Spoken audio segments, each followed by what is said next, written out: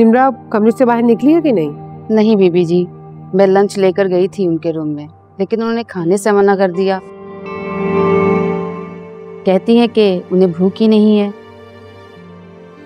मैं देखती हूँ, एक तो ये लड़की बिल्कुल ही पागल हो गई है। ठीक है, तुम जाओ। जी अच्छा।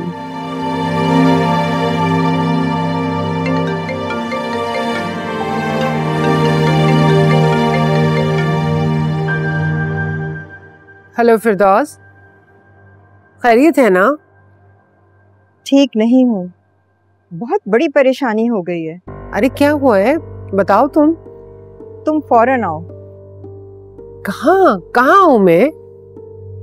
मेरी तरफ सभी आ रही हैं, तुम फौरन आ जाओ। खैरियत है ना? बताओ तो सही, आखिर हुआ क्या है? फोन पे बताने वाली बात नहीं है, तुम जल्दी आओ। ठीक है। इसे अब क्या आफत आन पड़ी है?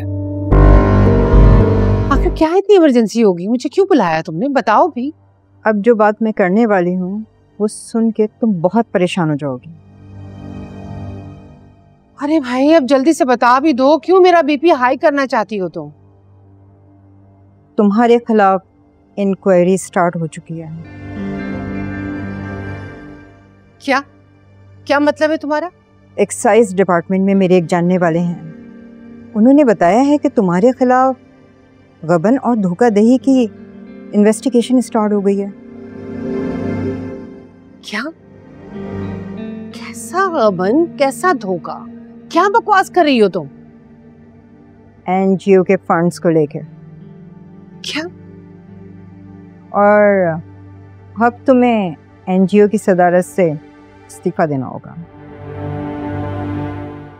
अगर तो तुम मजाक कर रही हो ना, तो बहुत ही फिजूल मजाक है। ये मजाक नहीं है अरमीन, तुम्हारे खिलाफ सच में इंक्वायरी हो रही है। वो तो फिरदौस के कोई जानने वाले हैं वहां, तो उन्होंने बता दिया, वरना तुमने सोचा ही क्या होता। एनजीओ के खिलाफ इन्वेस्टिगेशन स्टार्ट हो जाती।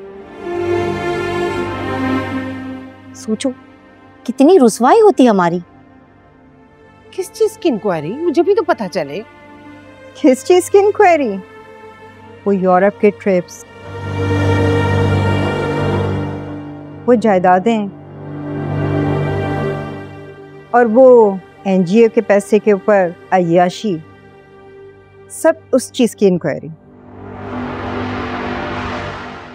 एक बात बता दूं मैं तुम्हें, अगर ये इंक्वायरी हो गई ना तो सारा कच्चा चिट्टा खुल जाएगा हमारा। आहिस्ता बोलो। मगर ये इंक्वायरी किसने करवाई है और तुम्हें कैसे पता चला और क्यों करवाई है? और वो भी मेरी एनजीओ के खिलाफ, मगर क्यों? ये मुझे नहीं पता, लेकिन जो मुझे पता चला मैंने तुम्हें बता दिया। और मुझे नहीं लगता कि इसमें कोई दूसरी एनजीओ इन्वॉल्व है। जहाँ तक मेरी इंफॉर्मेशन है, तुम्हारे कोई अपने ही करीबी हैं जिसने ये सारी इंफॉर्मेशन उनको दी और उनके पास सारा प्रूफ है। अब कल तुम एक प्रेस कॉन्फ्रेंस करोगी और उसमें एनजीओ की सदारत से तुम इस्तीफा दोगी। अब यही सूरत है एक बचने की। उसके बाद हम मामलात को सेटल करने की कोशिश करेंगे ताकि ये बात बाहर ना निकले। मैं ये नहीं करूंगी। मुझे सब पता है कि तुम कितने अरसे से इस चेयर के पीछे पड़ी हुई हो कि एनजीओ तुम संभालो, और मैं ऐसा हरगिज नहीं होने दूंगी।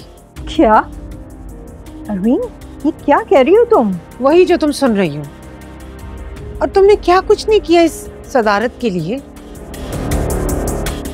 और तुम मुझे झूठी सच्ची कहानी सुनाकर तुम समझती हो कि मैं तुमसे डर जाऊंगी और तुम्हें सदारत की चेयर दे दूंगी।